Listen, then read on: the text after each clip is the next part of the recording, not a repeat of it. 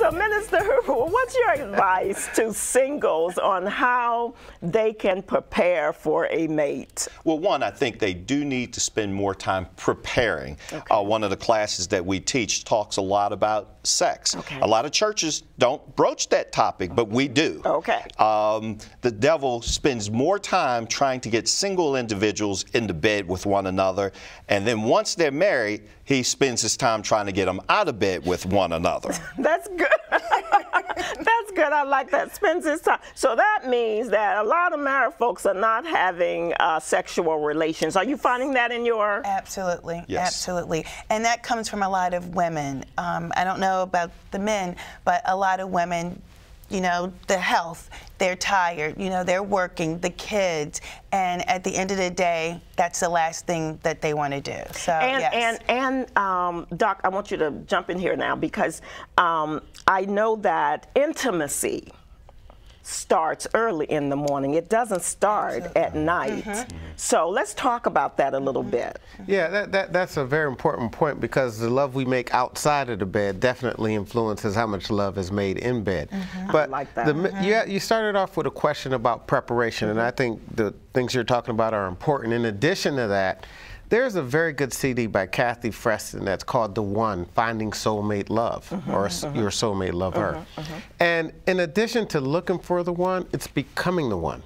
Oh, that's good. How do we work on becoming the one? We're looking for someone to complete us. We're not whole, we're half, right, and we think this other person's going to make us whole. Complete us. Two wholes make a whole. So how do we say that? And it's important, and I'll go back to the selection in a different way. It's not so much what we attract, it's what we don't repel.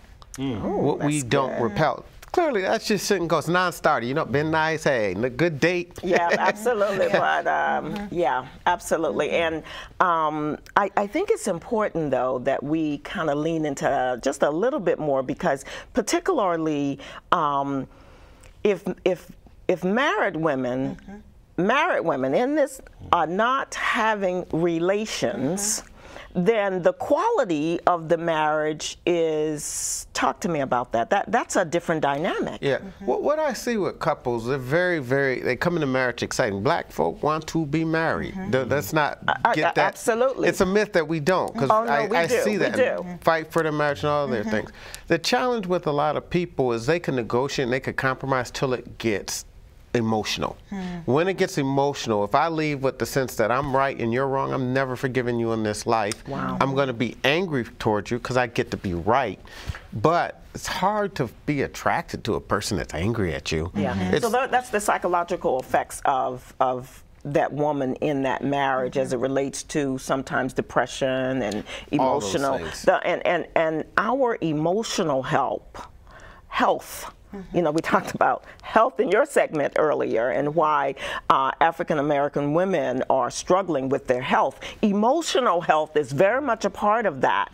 And so, right or wrong, you tell me, is that important? It's very important, and that's why I started out talking about cutting a deal. I have to cut a deal so I can move past it and not be resentful for you. It's going to affect my health. What does that look like? Talk to me about cutting this deal. Well, what does that look like? Give me a scenario. Okay. If I leave the argument thinking you're wrong and I'm right, like we do as people, I'm not going to forgive you. I'm going to feel right about being angry. So every time we have a new argument, I'm already angry. And now you just start to experience me as being angry. Are you going to be attracted to that? Okay, now I'm going to go right here, because you know we keep it real.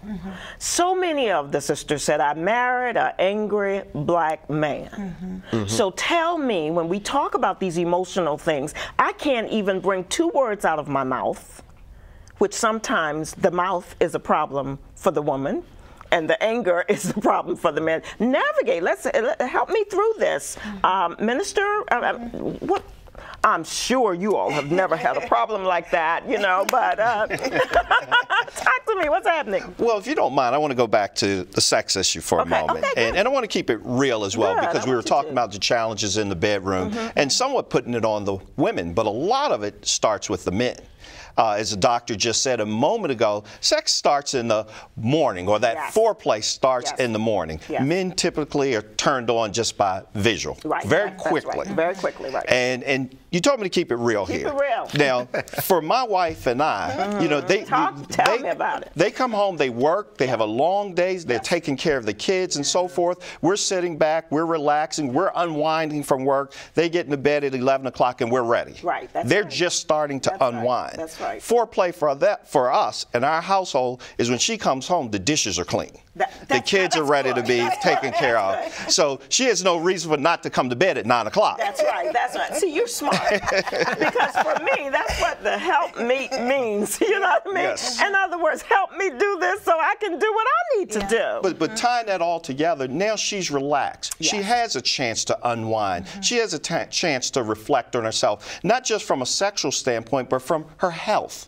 You're smart. And those various different things. And then even if we had some sort of disagreement and the anger, but she comes home and she sees that these things have been done. Absolutely. Now she's a lot more receptive to what I have to say, my feelings, sexually, emotionally, and we can have a better dialogue and relationship. I know. I wish we need to do a whole show on that because I have to move. One of the things I want my audience to walk away with are some things that if I'm in trouble in my marriage, some things that I can do right now.